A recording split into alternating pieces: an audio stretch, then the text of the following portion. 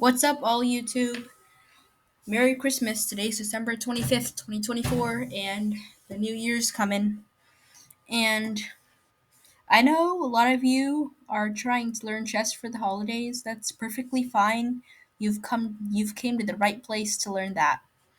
Okay, so basically, today I'm going to teach you how to play chess and how the stuff in chess works.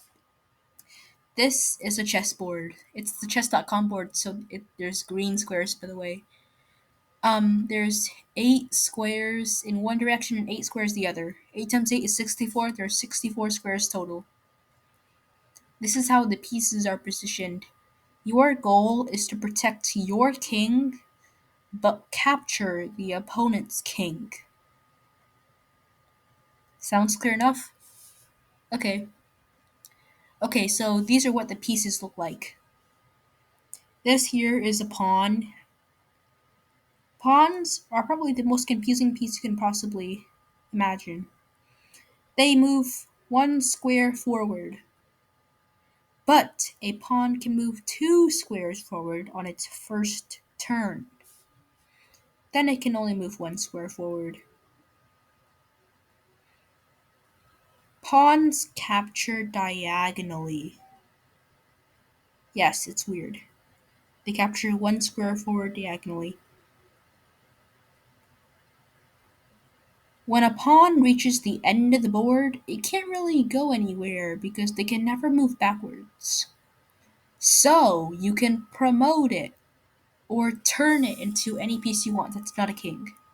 Most players promote it to a queen because the queen's the best piece, but sometimes promoting to a knight can be helpful too. Okay, so now we have this special pawn rule that's super annoying. Let me move my book here. This super annoying pawn rule. When the opponent's pawn, whoops, that was not supposed to happen. When the opponent's pawn moves 2 squares forward and is aligned with your pawn, you have the option to capture that pawn by going above it. It's called en passant, in passing in French. Yes, it's really confusing, but you'll get the hang of it. This is the knight. It moves in an L shape. 2 squares one direction, 1 square the other. Notice that it's jumping over the pawn. The knight can jump over the pieces. Let's say we had this position. The knight can capture this pawn, but not this pawn because even if it's in the middle of its path, it cannot capture it. It only captures the piece it lands on. This here is the bishop. The bishop moves diagonally. Oops. Forward, backwards, any amount of squares it wants to. It stays on the same color the entire game. You start each game with one light squared bishop and one dark squared bishop. This here is the rook. It's the exact opposite of a bishop. It moves up, down, left, right, which would be north, east, south, and west. Any amount of squares it wants to, until it gets blocked by a piece. The queen is the most powerful piece. I've mentioned that before. Whoops. The queen can move like a bishop and a rook combined.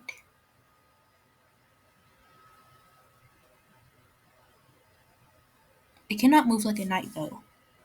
The queen is really powerful because she can cover a lot of the squares in the board. Like, look at all these squares she can cover. So that's why you want to protect your queen and go for the opponent's queen. This is the king. It moves like a queen, but only 1 square at a time. We also have our last final special rule. When the king and the rook, let's say you have 2 rooks. If neither the king nor the rook has moved the entire game and the king is not in check, will not end up in check, and cannot pass through check. It will not pass through check. you can move your king 2 squares one direction and 1 square the other. It's called castling. You should castle in almost every game. It protects your king. You can also castle this way. And there must be no pieces in between the king and rook. Okay, so how do you actually win? The way to win chess is, let's see here.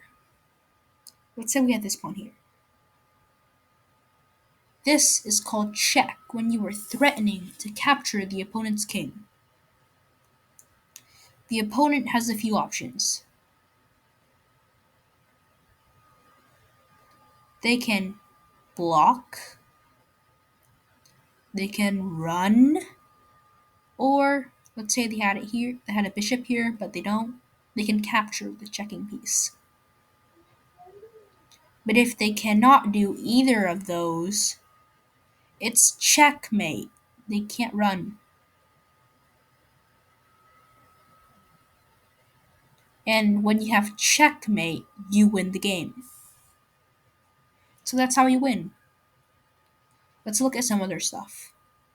Here we have a pretty clear winning position for white. They have a king and a queen. Black only has a king. However, look closely. Look at the squares white controls.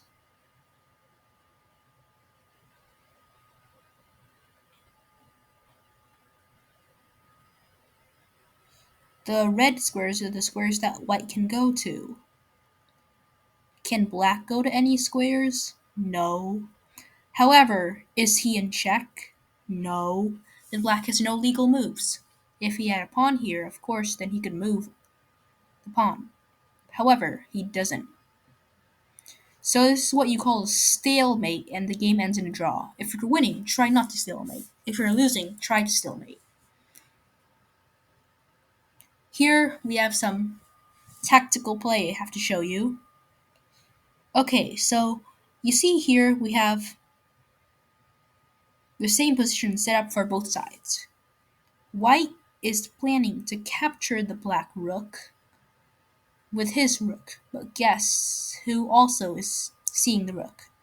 If white captured the black rook, then black would capture back, which is a trade, and it ends up in a draw because these two kings could chase each other around all day, all night. So it ends up in a draw. The king can never put itself in check. No, that's not how it works. Like, kings can never go near each other. That's some basic stuff everyone should know. Okay, so here are some tactics. Okay, so I'm going to show you some tactics of chess. Beginners like to use a lot of tactics.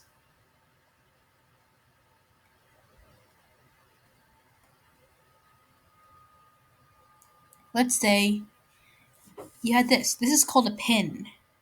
You move your rook here. And since the king can never put itself in the check, this knight cannot move. If it moves anywhere, the king is exposed. So, to take advantage of this, you can capture the knight, and the king cannot take back because the rook is defending the bishop. It's called a pin.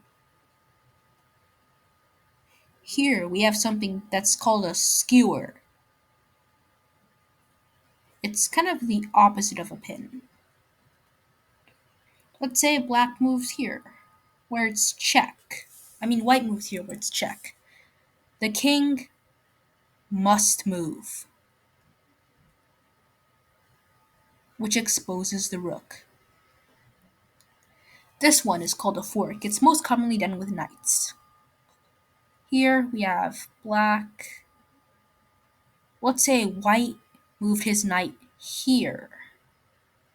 This forks or double attacks the king and the rook. Oops, wrong arrow.